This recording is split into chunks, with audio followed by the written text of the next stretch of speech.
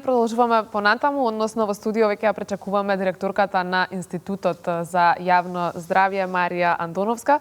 Добре ни дојдовте во Македонија наутро, а темата на која што денеска разговараме е секако актуелна и е во однос на имунизацијата. Добро утро од мене, благодарам на поканата. Доктор Андоновска, започна ли официјално имунизацијата во земјава против сезонскиот грип? Да, морам да кажам дека овој пат навремено започна вакцинацијата, целиот процес за вакцинација. Тој започна на 16.10, така да тоа е доволен период за да можат луѓето кои што се вакцинирале да стекнат некаков имунитет против сезонскиот грип. И имунизацијата се одвива во сите центри за јавно здравје, вклучително и здравствените домови, а институтот е одговорен за сите оние здравствени работници кои што сакаат да добијат оваа вакцина. Каков е интересот од граѓаните за оваа сезона, за разлика од претходната година, можеби? Морам да кажам дека бележиме тренд на порад, значи вклучително од претходната сезона, секако имаме зголемување на потребата, тоа жилбата за вакцинација.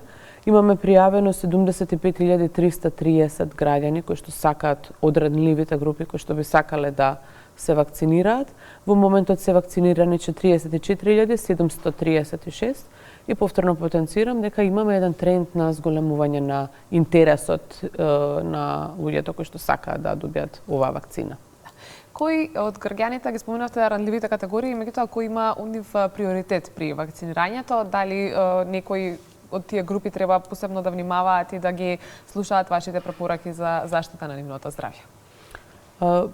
Вакцината нормално може да примат сите оние кои што сакаат да примат, бидејќи освен 80.000 вакцини кои што се набавени од страна на Министерството за здравство и кои што се наменети на овие ранливи категории, има и 2400 комерцијални вакцини кои што и оние кои што не спаѓаат во овие ризични групи можат да ги искористат.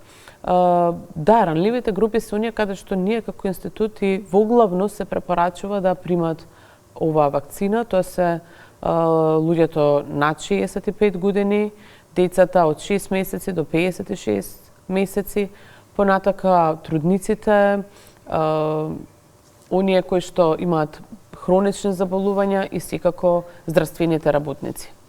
Кои се најчестите прашања или стравови, можеби кај граѓаните кои што доаѓаат да се вакцинираат, иако ова се станува збор за рутинска имунизација, односно пред секоја сезона, има ли се уште прашања на кои што често бараат ваш одговор? Да, па знаете, луѓето има неколку прашања каде што се задржуваат, ја ќе истакнам неколку од нив. Тие велат се вакцинирав минатата сезона. Да, се вакциниравте минатата сезона, но не е доволно, бидејќи треба да се вакцинирате секоја сезона од причина што вирусот мутира и секоја вакцина е различна, адаптирана на сезонскиот вирус, кој што е востановен за тој период. Понатака велат, ама јас сум здрав, нема потреба. Да, здрави сте, но подобро е да се вакцинирате, бидејќи на тој начин ќе ги спречите евентуалните компликации, па и самиот тек на болеста, ќе се спречува хоспитализацијата. Понатака знаат да кажат дека во моментот не сакаат да примат жив вирус. Ние им кажуваме дека не се работи за жив вирус, тоест вакцината на грип не содржи жив вирус. Има и други прашања, но ова се најчестите кои што знаат да ги споменат. Сега, какви се залихите и колку залихи има Институтот за јавно здравје во однос на вакцините и како се распределени низ здравствените установи низ државава? Како што споменав, Институтот за јавно здравје ги вакцинира само сезонските, тоест само здравствените работници, додека целата вакцинација се одвива преку центрите за јавно здравје, нивните подрачни единици низ градовите на Републиката и во сите здравствени домови. Ние како институт сме одговорни само за здравствените работници, но минатата година, а и оваа година верувам дека ќе биде така, бидејќи направивме посебни тимови, мобилни тимови кои што одат во самите клиники, болници, здравствени домови, каде што ние ги вакцинираме, не мора тие да доаѓаат кај нас, така некако многу побрзо го завршуваме, се завршуваме нашата обврска и во и на тој начин ни се ослободува нашиот пункт да можеме да вакцинираме и други, тоест да помогнеме и за останатите категории на граѓани кои што сакаат да се вакцинираат. Споменав, да, набавени се 80.000 вакцини, сметаме дека тоа е доволно, од причина што, како што споменав, 75.330 се пријавени, но има и дополнителни 2.400 комерцијални вакцини. Споминавте дека оваа сезона вакцинацијата започна на време, односно на 16 октомври, меѓутоа каква е моменталната состојба во однос на заболени веќе од грипот? Дали е некаде истиот просек како минатата година? Со што повторно ни се намитнува прашањето кога да го очекуваме пикот? Вака, ние сме во моментот во некоја, според информациите, според податоците со кои што располага нашиот институт, тоа е со одделот за епидемиологија, постојано на дневна основа, нели ги следиме сите податоци. Во однос на пријавените случаи на грип и слични на грип заболувања, бележиме дека нема отстапување од онаа рамка предходно што сме имале, споредбено со предходната недела, но споредбено и со предходната сезона и предходните 14 сезони. Значи, ние сме во рамките на тие вредности, нема никакви отстапувања, доколку има, нели, ние како институт излегуваме со посебни мерки, бидејќи го следиме во вистинско време сето тоа. Така да тоа би било во однос на информациите конкретно. Ние како институт излегуваме секоја недела со информација. Секој четврток имаме информација во однос на како се движи пријавувањето во текот на претходната недела. И пикот го очекуваме од прилика втората половина на јануари до втората половина на февруар месец. Но тоа не зависи, не можете точно и конкретно да го предвидите. Очекуваме дека бројките ќе растат согласно постепено и дека во тој период ќе се очекува, но да видиме дали тоа ќе биде така. Да, секако вашите извештаи се објавувани на неделно ниво, така што може да се следи состојбата, па според тоа колку здравствени установи моментално ви доставуваат податоци и дали е доволна таа координација? Да, во моментов имаме, да не речам, секојдневна комуникација со сите центри за јавно здравје. Тие пак имаат координација, тоест ги собираат информациите од страна на оние здравствени установи кои што се наоѓаат на нивната територија која што тие ја покриваат. Сметаме дека засега навремено и брзо ги добиваме овие податоци. Секако во иднина работиме на тоа да направиме посовремен начин на дигитално известување, кој што ќе не овозможи уште побрзо и уште полесно да ги имаме информациите од страна на центрите за јавно здравје.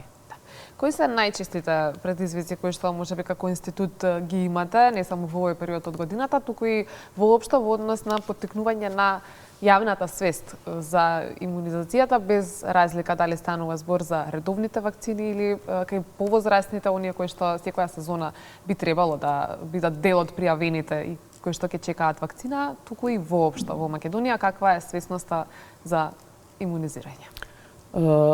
Институтот за јавно здравје има цел оддел кој што работи на промоција и сите оние теми кои што сметаме дека се од интерес на граѓаните и значат некакво јавно здравје, ние се обидуваме да ги доближиме што повеќе до нив.